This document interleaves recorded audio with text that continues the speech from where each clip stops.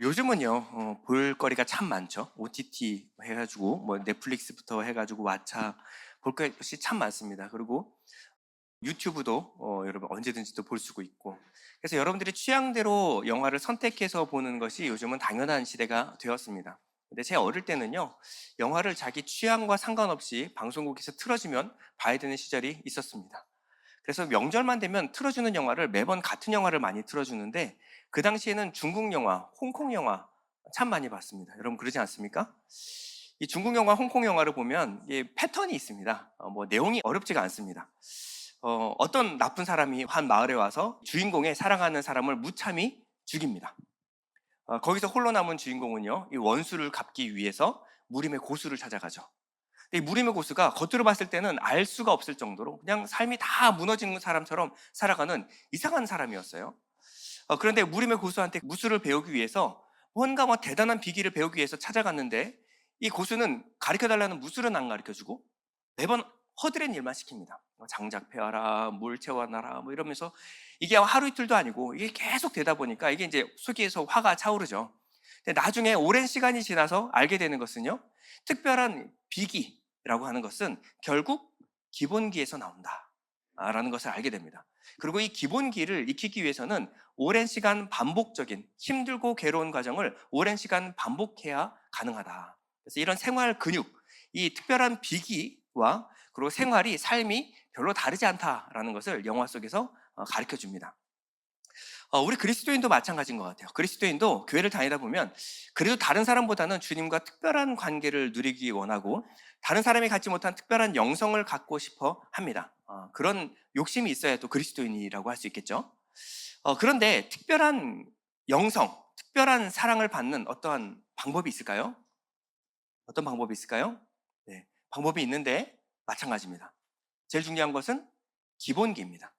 성숙한 영성에 이르는 방법은요, 대단한 특별한 것이 아니라 우리 삶 가운데 그리고 우리 늘 반복되는 이 예배 가운데 있습니다. 여러분들이 특별하게 주님의 사랑을 받기를 원하고 여러분들의 영성이 성장하길 원한다라고 한다면요, 여러분 예배의 사활을 걸어야 합니다. 이 예배라고 하는 것은요, 말씀과 찬양과 기도를 말하는 것입니다. 그럼 여러분들이 말씀과 찬양과 기도를 계속 반복하면 영성이 성장하느냐? 그건 아닙니다. 여러분들이 말씀과 찬양과 기도 가운데 여러분들의 이 말씀이 여러분들을 깨트리고 자기를 부인시키고 내가 깨어진 그곳에서 내 안에 있는 예수가 흘러나오는 삶을 끊임없이 살아내야만 합니다. 이것이 예배하는 삶인 줄 믿습니다. 우리 기독교 영성이라는 것은 내가 무언가 힘과 노력해서 어딘가에 이르는 것이 아니라 은혜로 주신 예수 그리스도 그 생명이 내 안에서 흘러나오는 것입니다. 근데 이 흘러나오기 위해서 반드시 전제되어야 될 것이 무엇이냐면 바로 내 육적 자아가 죽고 내가 깨어지고 으스러질 때 내 안에 은혜로 주신 예수의 생명이 내 밖으로 흘러나오는 것입니다.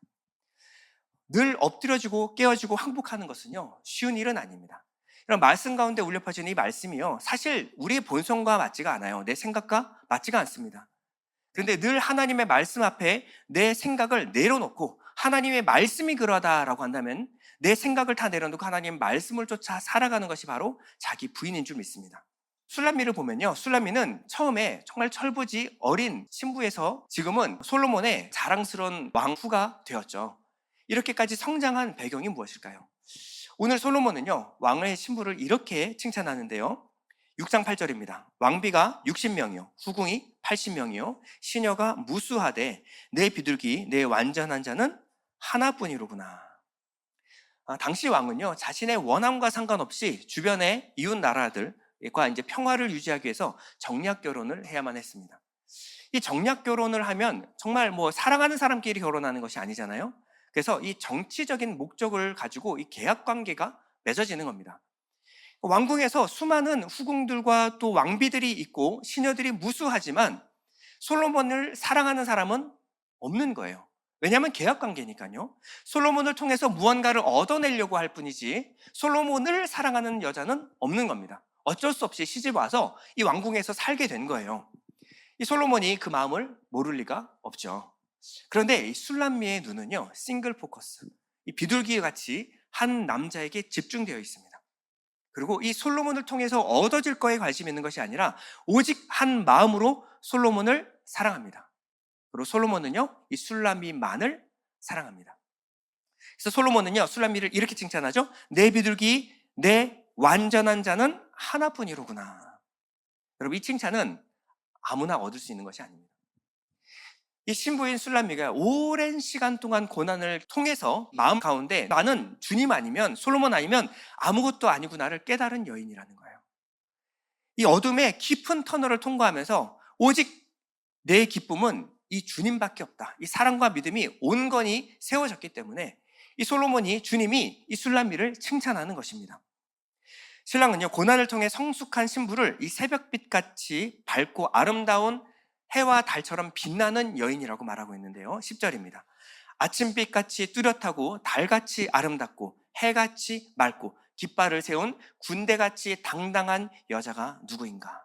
이 새벽빛같이 해와 달처럼 빛난다라고 하는 것은요, 세상의 어둠을 물리치는 존재가 되었음을 의미하는 것입니다. 자, 이것이 우리 교회에게 주신 사명이죠.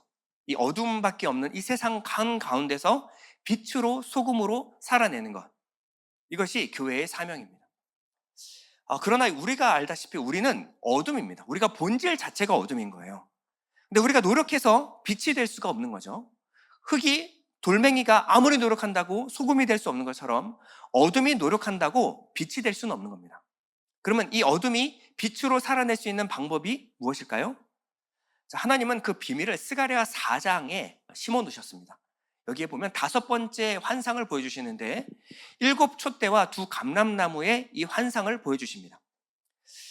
이 등대는 원래 기름을 부어야만 불이 꺼지지가 않는 겁니다. 그래서 성소 안에 있는 제사장이 항상 등대에 기름이 떨어지지 않도록 기름을 관리해야만 했습니다. 그런데 옆에 제사장이 없고 아무도 관리해주지 않는데 이 등대에 불이 꺼지지가 않는 겁니다.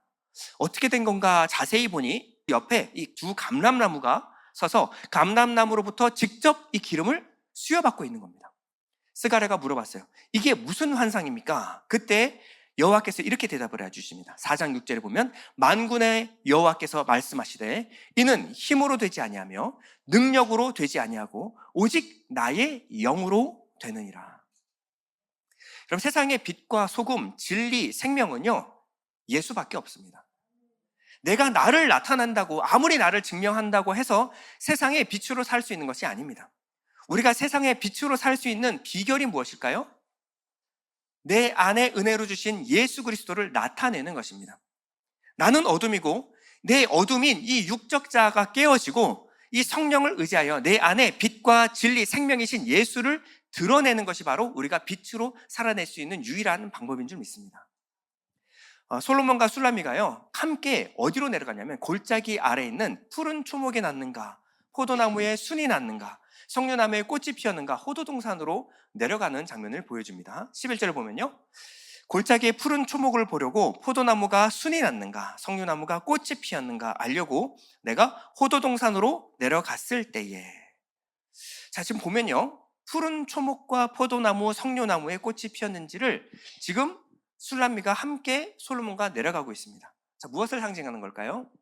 자, 보면 순이 나고 꽃이 피고 열매를 맺는 것은요, 우리의 영적인 성숙의 단계를 말하는 것이라고 했죠. 그런데 이제 술라미는요, 왕과 함께 이 성숙의 단계를 가고 있는 이 동산지기로서의 관리를 하고 있는 겁니다. 이제는 왕의 입장에서 왕과 함께 왕의 백성들의 성숙을 돕고 있는 거예요. 하나님은 이 교회 안에 다양한 사람들 주셨습니다. 교회 안에 보면요, 다양한 은사를 가진 사람들이 있어요. 특별히 예일교회는요, 정말 다양한 은사들을 가지시는 분들이 많이 있습니다. 그리고 예일교회 안에는요, 다양한 신앙의 수준들이 다 여기에 모여 있습니다. 이제 신앙을 막 시작하는 처음 단계부터 해서 신앙에 아주 성숙한 장성한 분량에 이르신 분들이 함께 신앙생활을 하는 것입니다. 교회는요, 이 모든 사람들을 보호하고 양육하는 동산입니다. 이 푸른 초목이 상징하는 바가 뭘까요? 푸른 초목은요, 당시 이스라엘에게 대추 야자의 싹을 의미하는 것이 바로 푸른 초목입니다. 그래서 직역성경으로 11절을 다시 보면요, 견과 동산으로 내가 내려갔다. 대추 야자의 싹이 트는 것을 보려고, 포도나무에 꽃이 핀 것을 보려고, 석류나무에 꽃이 핀 것을 보려고. 이 대추 야자 나무는요, 처음에는 아주 작은 싹으로 시작하지만 크면 어마어마하게 커져서 그늘과 많은 열매를 공급하는 것이 바로 대추 야자나무입니다. 이스라엘에 가면 이 젖과 꿀이 흐르는 땅이라고 하는 것은 이제 양봉할 수 있는 좋은 환경이 아니었습니다. 여기는 광야니까요. 근데 사막 한가운데 피는 대추 야자 나무, 이 열매가 꿀처럼 달다 그래서 젖과 꿀이 흐르는 땅이라고 말한 것입니다. 이 꿀은요, 그 전에 아가서에 계속해서 반복하여 나오는 상징이죠. 바로 우리의 기력을 회복시켜주는 열매를 상징하는 것입니다.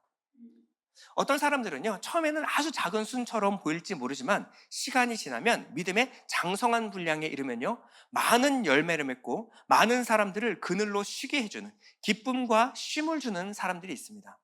이런 영성을 받은 사람이 있어요. 자, 이 대추 야자가 바로 회복과 소생케 되는 것을 상징한다라고 한다면요, 포도나무는 상징하는 바가 뭘까요? 포도나무는요, 포도는 성경에서 언약과 기쁨을 상징하는 것이죠. 그래서 예수님도 마지막 만찬 때 이 포도주를 제자들에게 주시면서 내 피로 맺는 새 언약이다 라고 예수님께서 직접 말씀해 주셨습니다. 우리 고린도전서 11장 25절 다 같이 한번 읽어볼까요? 식후에 또한 그와 같은 자니 가지고 이르시되 이 잔은 내 피로 세운 새 언약이니 이것을 행하여 마실 때마다 나를 기념하라 하셨으니 너희가 이 떡을 먹으며 이 잔을 마실 때마다 주의 죽으심을 그가 오실 때까지 전하는 것이니라. 아멘. 사람들을 품고 기쁨을 주는 이런 단계가 있다라고 한다면요, 좀 더 성숙하게 되면요, 하나님 말씀 안에 있는 참된 언약의 기쁨을 발견하게 됩니다. 그러면요, 사람들에게 가서 이 변치 않는 하나님의 말씀, 소망의 말씀으로 그를 다시 일으켜 세우는 이 사역을 동참하기 시작합니다. 석류나무의 꽃이 상징하는 바가 또 있죠. 석류나무의 꽃은요, 그 안에 이 생명으로 씨로 가득 찬 것을 말하는 거예요. 그러니까 성도 내면의 아름다움을 말하는 거죠.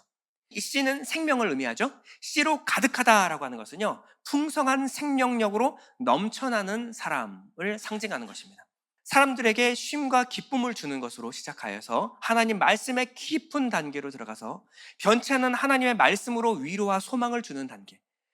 그때 일어나는 것이 무엇이냐면 우리 안에서 이 씨, 생명, 이 생명이 넘쳐나는 하나님의 기쁨을 허락하여 주시는 단계에 이르게 됩니다. 이 모든 것은 다 이 영적인 성숙의 단계를 상징하는 거죠. 그런데 이 영적으로 성숙하는 동산, 이 동산을 무엇이라고 말하냐면 포도동산이라고 말하고 있는 거예요. 자, 11절에 보면 골짜기에 푸른 초목을 보려고 포도나무가 순이 났는가 석류나무가 꽃이 피었는가 알려고 내가 어디로 내려갔냐면요, 포도동산으로 내려갔을 때. 포도동산이 상징하는 건 뭘까요? 우리가 포도, 견과류 하면 우리는 그냥 깨트려서 먹는 신심풀이로 생각할 수가 있지만 이스라엘에는요, 이 호도라고 하는 이 씨, 견과류는요, 으깨서 기름으로 사용을 했습니다. 그래서 지금도 레바논 포도 기름 하면요, 최고의 기름입니다.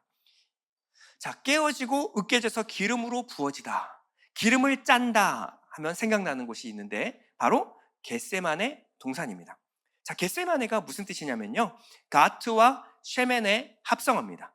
가트는 달바, 짜다, 쉐멘은요, 기름이라는 뜻입니다. 합치면요, 기름을 짜는 틀, 오일 프레스라는 뜻이에요. 예수님께서 여기서 마지막 기도를 하신 겁니다. 자, 이 모든 성숙의 단계가 어디서 일어나는가? 교회는 어떤 곳인가? 바로 겟세마네 동산과 같은 곳입니다. 이 씨가, 이 안에 있는 생명이 싹을 틔우기 위해서 이 성숙하는 방법이 있는데 바로 이 딱딱한 껍질에 우리 육체가 깨어지고 그 안에 있는 생명이 드러나는 원리로 이 생명은 나타나게 되어 있다는 거예요. 그래서 요한복음 12장 24절에 이렇게 말했죠. 내가 진실로 진실로 너에게 이르노니 한 알의 밀이 땅에 떨어져 죽지 아니하면 한 알 그대로 있고 죽으면 많은 열매를 맺느니라. 자기의 생명을 사랑하는 자는 잃어버릴 것이요 이 세상에서 자기 생명을 미워하는 자는 영생하도록 보존하리라. 결국 이 씨 안에 있는 생명이 우리 안에서 발화가 되기 위해서는요, 그 딱딱한 껍질이 깨져야 합니다. 내가 으깨지고 내가 죽어질 때 내 안에 있는 생명, 씨이신 예수께서 드러난다라는 거예요. 자, 우리 성숙의 가장 기본이 뭘까요? 우리 안에는 빛, 진리, 생명이 없죠. 근데 내 밖에 있는 이 빛, 진리, 생명이신 예수께서 내 마음 가운데 심기는 것이 시작입니다. 그래서 저번 시간에 제가 말씀드린 것은 성숙하기 위한 가장 필수 조건, 유전자가 바뀌어야 한다. 내 안에 육체의 씨가 제거되고 오직 하나님의 씨, 하나님의 영이신 예수 그리스도께서 내 마음 가운데 들어와야, 심겨야 우리 안에 성숙이 시작되는 것입니다. 그럼 심기면 그냥 성숙이 될까요? 아니죠. 그때부터 우리에게 일어나는 변화는요, 내가 부인되는 것입니다. 딱딱한 내 육이 깨어지는 것입니다. 내 안에 씨, 진리신 생명이 드러나기 위해서는요, 내가 깨어져야만 합니다. 이 술라미는요, 오랜 시간 동안 고난을 통하여 깨어진 여인이었어요. 이 육체가 깨어지고 내게 가장 소중한 것은 내 안에 담긴 씨, 생명이신 예수밖에 없다라는 것을 알게 되었습니다. 그래서 많은 사람들에게서 어떻게 하면 이러한 성숙이 일어나는지를 사람들에게 보여주는 여인이 바로 이 술라미 여인이었어요. 자, 이 여인에게 어떠한 일이 일어나는지 한번 보겠습니다. 12절에 보면요, 부지 중에 내 마음이 나를 내 귀한 백성의 수레 가운데 이르게 하였구나. 자, 술라미는요, 자신의 어떤 변화된 모습을 이제 깨닫기 시작하는 거예요. 자, 어떻게 깨닫냐면, 부지 중에 나는 알지도 못하는 그 순간에 이제는 내 성숙을 이제 알게 되었다라는 거예요. 직역성경으로 보면요, 내가 미처 깨닫기도 전에 내 영혼이 나를 존귀한 백성들의 수레와 같게 만들었구나. 자기도 모르는 사이에 자기가 이제는 존귀한 백성들의 수레가 되었다라고 말하고 있습니다. 자, 우리의 성숙은요, 매일매일 일상 가운데 조금씩 성숙합니다. 우리가 원하는 것은 뭐 단 한 번의 어떤 기도회나 뭐 수련회라 아니면 부흥회를 통해서 내 영이 막 갑자기 그 전에 알지 못한 어떤 영적인 성숙이 막 일어났으면 좋겠는데, 그거 일주일도 안 가죠? 금방 식습니다. 우리가 아무리 뜨거운 은혜를 받았다라고 할지라도 이 은혜가 기도원에서만, 수련회에서만, 선교 현장에서만, 그것은요 아무것도 아니에요. 진짜 중요한 것은요, 그 생명, 씨, 말씀의 능력이 내 일상 가운데, 내 삶 가운데 변화로 일어나야 합니다. 그래서 마가복음 4장 26절에 보면요, 또 이르시되 하나님의 나라는 사람이 씨를 땅에 뿌린 것 같으니 그가 밤낮 자고 깨고 하는 중에 일상 가운데 이 씨가 자라되 어떻게 그리 되는지 알지 못하느니라. 우리 일상 가운데 조금씩 자라나는 거예요. 근데 우리는 알지 못한대. 우리는 매일매일 죽고, 나는 매일 죽는 것, 나는 내 안에 있는 죄성이 끝없이 발견돼서 나는 매일 죽노라가 이게 반복이 되는데, 내 주변에 있는 사람들이 어느 순간 알아채는 순간이 옵니다. 야, 너 변했다? 너 예전 같지 않다? 이 순간이, 이 성숙이 일어나게 되는 거예요. 자, 그러면 존귀한 백성의 수레가 뭘까? 먼저 존귀한 백성이 뭘까요? 시편 16편 3절 우리 다 같이 한번 읽어볼까요? 시작. 땅에 있는 성도들은 존귀한 자들이니 나의 모든 즐거움이 그들에게 있도다. 자, 하나님 말씀하시는데 땅에 있는 성도들은 존귀한 자들이다. 여러분들이 사회에 나가서 세상에서는 그렇게 존귀한 자로 대우를 받지 못할지도 모르지만, 하나님은 여러분들을 어떻게 보시나? 하나님은 땅에 있는 모든 성도들이 존귀한 자들이다. 나의 모든 즐거움이 누구에게 있다? 땅에 있는 모든 성도에게 하나님의 즐거움이 있다라는 거예요. 하나님의 모든 시선이 여러분들에게 고정되어 있다는 겁니다. 그러면 수레는 무엇을 의미할까요? 수레는 이사야 66편 15절 보면, 보라, 여호와께서 불에 둘러싸여 강림하시리니 그의 수레들은 회오리 바람 같으리로다. 그가 혁혁한 위세로 노여움을 나타내시며 맹렬한 화염으로 책망하실 것이라. 자, 이 수레는요, 하나님의 이 땅에 운행하심을 나타내는 증거입니다. 하나님은 눈에 보이지 않는데 하나님이 보이는 역사로 나타나실 때가 있어요. 이것을 수레, 하나님의 수레들이라고 말하고 있는 겁니다. 그래서 에스겔서 1장에 보면요, 하나님의 천상을 열어서 에스겔에게 보여주시죠. 그때 무엇을 보냐면 하나님의 일하는 천사, 네 천사의 모습과 움직임과 또 수레바퀴를 보여주십니다. 이게 뭐냐면 하나님의 이 땅 가운데 운행하심, 이 땅은 그저 우연이 되는 것이 아니라 하나님의 운행하심으로 되어지는 것이다 라는 것을 에스겔 선지자에게 보여주시죠. 또한 이 엘리사가 있는데, 엘리사를 죽이기 위해서 아람 군대가 정말 수도 없는, 정말 많은 아람 군사가 이 엘리사 한 명을 잡기 위해서 성읍을 에워쌉니다. 그때 엘리사의 종 게하시가요, 아침에 일어나서 깜짝 놀라는 거예요. 이 엘리사를 주변으로 이 적국이, 아람 군대가 이 한 사람을 죽이기 위해서 에워쌌다는 것을 눈으로 보게 되었습니다. 아, 우리가 죽게 되었습니다. 주님, 어떻게 합니까? 라고 했을 때 엘리사가 이렇게 기도하죠.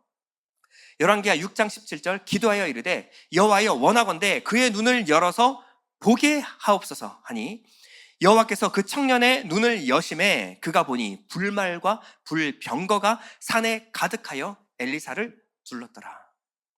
하나님은 이 땅에 있는 성도 한 사람 한 사람을 이렇게 귀하게 여기십니다. 이 엘리사 한 사람을 죽이기 위해서 아람 한 나라가 에워쌌는데요, 그 에워싼 것을 다 에워쌀 정도의 많은 불병거를 보내셔서 하나님이 지키고 보호하셨습니다. 이렇게 하나님의 수레는요, 하나님께서 하나님의 백성들을 지키시는 하나님의 의로운 오른손과 같은 것입니다. 이렇게 천상의 존재들 뿐만 아니고요, 하나님의 말씀을 가지고 이 땅 가운데 하나님과 하나님의 행하시는 일을 나타내는 자들, 이 자들을 하나님 뭐라고 그러냐면 하나님의 병거라고 말합니다. 열왕기하 2장 11절에 보면요, 두 사람이 길을 가며 말하더니 불수레와 불말들이 두 사람을 갈라놓고, 올해 송구영신 예배 때 함께 나눴던 말씀이죠. 엘리야와 엘리사의 이야기입니다. 이 엘리사와 엘리야가 함께 가고 있는데 불수레와 불말들이 두 사람을 갈라놨어요. 천상의 존재죠, 이거는요. 엘리야가 회오리 바람으로 하늘로 올라가더라. 엘리사가 보고 소리 지르되 내 아버지여 내 아버지여 이스라엘의 병거와 그 마병이여 하더니 다시 보이지 아니하는지라. 자, 엘리사가 누구를 향해서? 엘리야를 향해서 이스라엘의 병거와 그 마병이요, 존귀한 자의 그 수레가, 병거가 누구라고요? 당시 엘리야가 하나님의 말씀을 가지고 이 땅 가운데 하나님의 일하심을 나타내는 자, 이 자를 뭐라고 하냐면 이스라엘의 병거와 그 마병이여 라고 말하는 것입니다. 지금 술람미는요, 이제 해와 달같이 세상에 빛을 드러내는 존재가 됐어요. 하나님의 영광을 드러내는 존재가 되었습니다. 그때 술람미는 깨닫습니다. 아, 내가 존귀한 백성들의 수레가 되었구나. 세상은 이제 술람미를 통하여 하나님의 일하심을 봅니다. 술람미는 그저 나 하나만 지키기에도 연연했던 정말 연약한 존재가 아니라 이제는 왕과 함께 동역하며 사역하는 이 백성의 수레가 되었다는 거예요. 하나님의 일하심을 이 땅 가운데 드러내는, 그래서 술람미를 통하여 이제 백성들은 하나님의 일하심, 하나님이 우리와 함께 계신다라는 것을 보고 알게 되는 거예요. 그러자 예루살렘의 여인들이요, 술람미를 향해서 이렇게 외칩니다. 13절 보면요, 돌아오고 돌아오라 술람미 여자야, 돌아오고 돌아오라 우리가 너를 보게 하라. 이전까지만 하더라도 예루살렘 여인들은요, 술람미와 동드는 성상에 있었어요. 네가 사랑하는 남자랑 내가 사랑하는 남자랑 뭐가 다른데? 그 남자가 다 거기지 뭐. 너나 나나 다 똑같은 거 아니니? 이렇게 동등선상에서 봤었는데요, 이제는요, 술람미는 그 동등선상에 있는 여인이 아니라는 것을 알게 됩니다. 이 여인은 깨어지고 성숙과 성숙을 거쳐서 이제는 자신이 범접할 수 없는 하나님의 병거가 되어버린 거예요. 그럴 때 이 예루살렘 여인들이 뭐라 그러냐면 돌아오고 돌아와라 우리가 너를 다시 보게 하라. 친근하게 내 옆에 있어줘야지. 돌아와서 예전과 같이 내게 도전 주고 내 마음 뜨겁게 해주고 내게 은혜 주고 이래야지. 너무 멀리 갔다라는 거예요. 13절 표준 세번역으로 보면요, 술람미 아가씨야 돌아오너라 돌아오너라 눈부신 너의 모습을 우리가 좀 볼 수 있게 돌아오너라.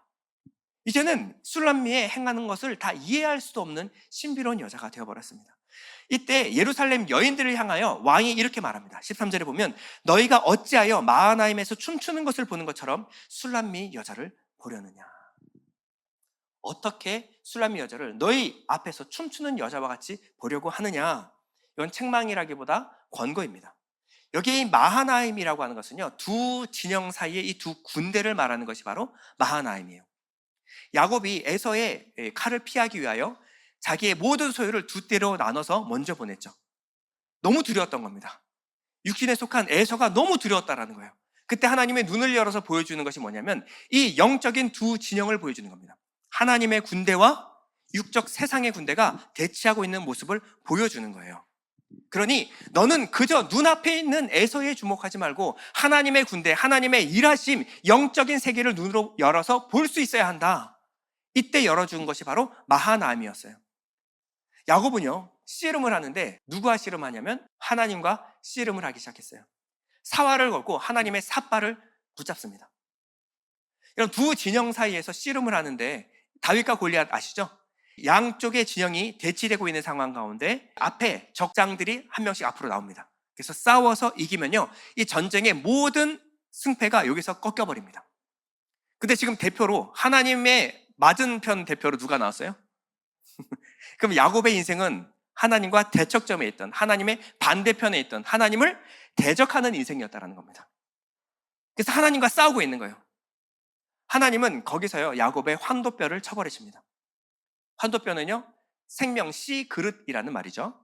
그래서 야곱의 남은 삶을 무엇을 의지해서 이제는 자기네 육신의 힘을 의지하는 것이 아니라 이 지팡이를 주고 이 지팡이를 의지해서 살게 만드십니다.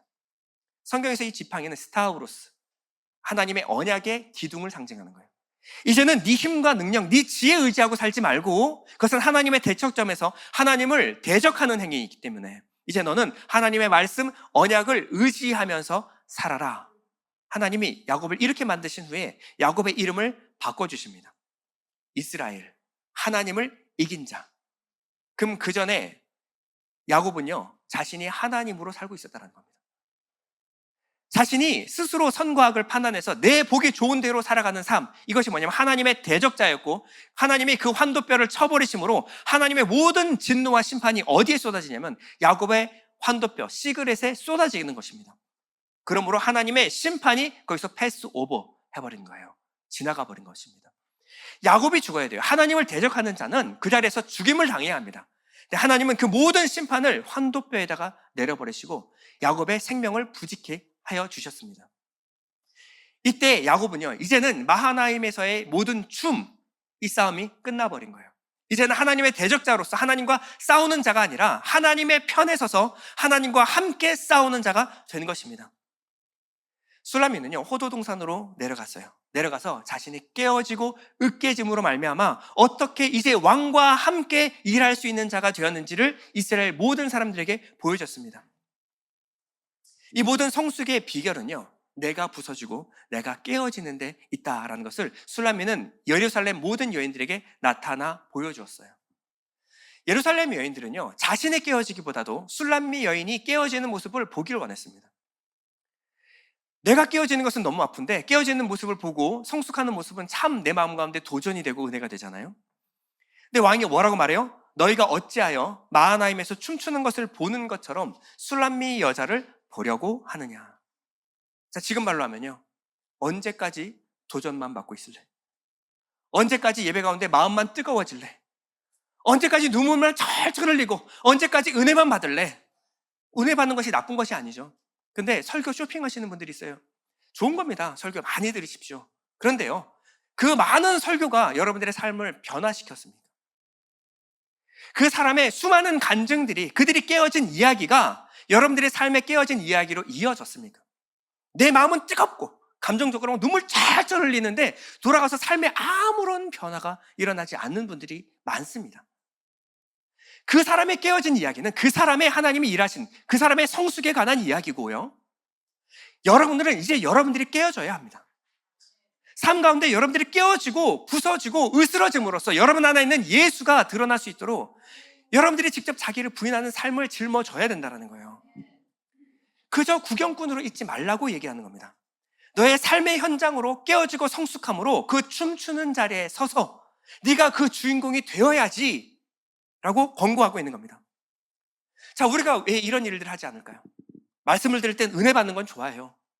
내 마음 뜨거워지는 건 좋아요. 눈물 찰찰 흘리면 내 마음속에 뭔가 해소되는 것 같고 한도 풀리고 마음이 속이 후련해서 돌아갑니다. 근데 국수 먹을 때부터 시험에 들기 시작해요. 왜 그럴까요? 내가 그 자리에서 깨어져야 된다는 것을 생각을 하지 않기 때문에 그래요. 내가 죽어야 된다는 것을 생각하지 않아요. 내가 막 철철 은혜 받은 건 은혜 받은 거고 이제 깨어지고 성숙해야지 라고 하면요, 그 자리에서 성숙하기는 원치 않는 겁니다. 이게 뭐냐면 영적인 게으름이라는 거예요. 영적인 나태함이라는 겁니다. 사람들은 말해요. 저는 성격상 좀 느긋하고요, 좀 내성적이고 게으른 성격입니다. 여러분, 그렇지 않습니다. 자, 예를 들어서요, 소파에 누워서 하루 종일 빈둥빈둥 TV만 보는 사람이 있습니다. 이 사람 누가 봐도 게으른 사람이죠. 나태한 사람이죠. 근데 이 사람이 어떻게 하면 벌떡 일어날 수 있는지 아세요? 저 손에 들려있는 리모컨 배터리가 떨어지면요 벌떡 일어납니다. 그렇게 말해도 심부름 하나 안 하던 사람이 자기가 자기 발로 가가지고 편의점에 가가지고 배터리를 사갖고 갈아 끼는 이런 부지런함을 보여요. 자기 삶에는 나태할지 모르는데 TV에는 진심인 사람입니다. TV 보는 일에는 굉장히 부지런한 사람이에요. 지금 굉장히 나태해 보여도 머릿속에는 10가지 채널이 같이 돌아가고 있습니다. 이 사람은 TV 보는 일에는 부지런하고 자기 삶에는 나태한 사람이죠. 한 가지 더 예를 들면 노름하는 사람이 있습니다. 사람들은 말해요. 야, 어떻게 노름에 도박에 자기 인생을 저렇게 낭비하지? 근데 이 사람은요, 이 한 판 한 판에 최선을 다하고 있는 겁니다. 자기 인생을 걸고 목숨 걸고 그냥 소름이 쭈뼛쭈뼛 서가면서 이 카드 한 장 돌리고 있는 거예요. 돈 떨어지면요, 숨겨놨던 돈까지 어떻게든 찾아내가지고 자기 돈 없는 돈을 가지고 자기 인생을 거기다 걸고 있는 거예요. 인간관계 걸고 노름하고 있는 겁니다. 이 사람은 자기의 삶, 인간관계는 등한시하고 자기의 노름, 자기의 쾌락에는 진심인 사람입니다. 마찬가지입니다. 영적인 나태함은요, 우리가 원래 나태해서가 아니고요, 시간, 돈, 물질이 없어서가 아닙니다. 뭐가 없어서? 마음이 없어서. 마음이 없어서 영적으로 나태하는 거예요. 자, 게으름의 처방이 무엇이냐? 매튜 폭스는 이렇게 말했어요. 게으름의 처방은 부지런해지고자 하는 결심이 아니다. 게으름을 치료하려면 당신 안에 있는 불꽃을 다시 발견하라. 자, 무슨 말이냐면 모든 일상에 게으른 사람은 없습니다. 무언가 하나의 불꽃이 있는데 이 불꽃이 어디를 향해 타고 있는가를 보라는 거예요. 내 열정이 하나가 있는데 그 열정이 어디로 향해 있는가를 보라는 것입니다. 돈과 물질과 어떤 시간이 없어서가 아니라 내 안에 열정이 하나님이 아닌 세상을 향해 타오르고 있는지를 점검해 보라는 겁니다. 하나님을 위하여 세상의 것들을 내가 손해보고 내려놓고 깨어지고 낮아질 수 있는 준비가 안 돼 있다는 거예요. 내 열정이 세상을 향해서 여전히 불타고 있는데 아무리 여기서 우리가 눈물 철철 흘리고 은혜를 받아봤자 삶에서 변화는 없다는 거예요. 내 불꽃이 어디를 향해 있는가? 내가 주님을 향한 불꽃이 있다라고 한다면요, 내 삶의 우선순위가 바뀐다는 거예요. 그러므로 우리는 우리의 불꽃이 어디로 향해 있는가 정직하게 하나님 앞에 물어야 합니다. 하나님은 모세를 40년 동안 왕궁에서 키웠어요. 히브리 사람인데 애굽의 왕자로 컸습니다. 이 지도자가 되는 과정을 40년 동안 받은 거예요. 이 장성한 모세는요, 누구보다도 많은 사람들을 영도할 수 있는 지도력이 갖춘 사람이 되었습니다. 당시에는요, 이 문서, 글을 쓰는 것이 사람과 사람 간의 문자를 통용하기 위해서 쓰는 것이 아니라 신과 사람 사이의 언어로 문자를 썼어요. 그래서 피라미드에 보면은 그렇게 쐐기 문자들이 많이 기록이 된 겁니다. 그러니까 신과 사람 사이의 언어였기 때문에. 그건 누구만 받을 수 있느냐? 당시 신과 사람 사이의 중보자를 왕, 파라오라고 생각했거든요. 그러니까 왕 파라오가 되기 위한 훈련을 받을 때 이 문자를 쓰는 것을, 문자를 배웠습니다.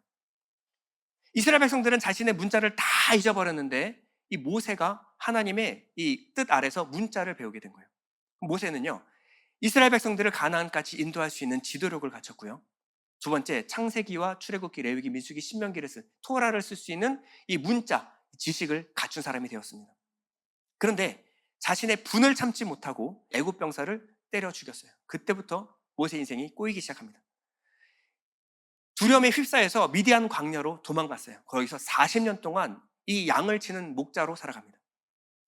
이제 모세는요, 잊혀진 사람이 되었습니다. 그 전에 열정이 넘치던, 그런 지혜가 넘치던, 지도력이 있던, 리더십이 있던 이 모세는 사라지고요, 이제 넋이 빠진 사람처럼 40년간 산 거예요. 목자가 양하고 있는데 무슨 말을 합니까? 말 한마디 할 게 없죠. 그러니까 입이 뻣뻣하게 굳었다라는 이 말입니다. 사람하고 별로 대화할 일이 없어요. 아침부터 저녁까지 입이 굳어서 더 이상 무슨 말을 잘 하지 못하는, 말을 해도 막 더듬더듬하는 이런 사람이 되어버린 거예요. 이전에 모세를 기억하는 사람은 아무도 없습니다. 그런데 이 모세 앞에 하나님이 불타는 떨기나무로 만나주신 거예요. 그리고 모세에게 새로운 사명을 주십니다. 처음에는요, 맞듣지 않은 거예요. 하나님, 나 이제 굳어서 말도 제대로 못하는 사람입니다. 나를 기억해 준 사람 아무도 없어요. 그 배웠던 리더십이요, 40년 전 기술입니다. 40년 기술. 지금 세상이 바뀌고 사람도 바뀌고 트렌드도 다 바뀌었어요. 그거 써먹지도 못하는 그 기술, 하나님 사람 잘못 만났습니다. 그런데 하나님이 끝없이 모세를 설득하기 시작했어요. 모세가 하나님의 지팡이를 붙잡자 모세의 마음속에 꺼져 있던 불꽃이 타오르기 시작했습니다. 모세는요, 더 이상 나태한 사람도 게으른 사람도 그리고 넋이 나간 사람도 아니었어요. 잉여 인간도 아니었습니다. 모세의 마지막 3분의 1 후반전은요, 하나님께 불타는 인생을 살아내었습니다. 저는 여러분에게 도전합니다. 여러분 방관자로서 구경꾼으로 살아가지 마십시오. 하나님의 부르심 앞에 내가 손을 잡을 때 여러분 세상을 이길 수 있는 힘과 능력이 우리 안에 있음을 깨닫습니다. 하나님의 부르심 앞에 하나님의 지팡이를 붙잡는 순간 여러분들의 삶이 불타오르기 시작할 것입니다. 여러분들이 흐트러졌던 집중력이 한 가지로 모아지는 것을 경험하게 될 거예요. 삶의 현장에서 내가 깨어지고 부서짐으로써 실제 영적인 사역들이 일어나기 시작합니다. 로마서 6장 13절 이렇게 말합니다. 오직 너희 자신을 죽은 자 가운데서 다시 살아난 자 같이 하나님께 드리며 너희 지체를 의의 무기로 하나님께 드려라. 여러분 삶에서 두 진영의 마하나임에서의 춤이 싸움이 끝나길 축원드립니다. 내가 죽고 내가 깨어지고 내가 으깨짐으로써 내가 이제는 하나님의 마병으로 하나님의 불병거로 사용받으시는 여러분 되시기를 축원드립니다. 하나님이 여러분들을 붙드는 순간요, 여러분 가운데 불꽃이 일어날 줄 믿습니다. 하나님, 내 마음 가운데 불꽃을 일으켜 주옵소서. 하나님, 내 불꽃을 쫓아 살아가게 하여 주옵소서. 우리 잠시 기도하겠습니다.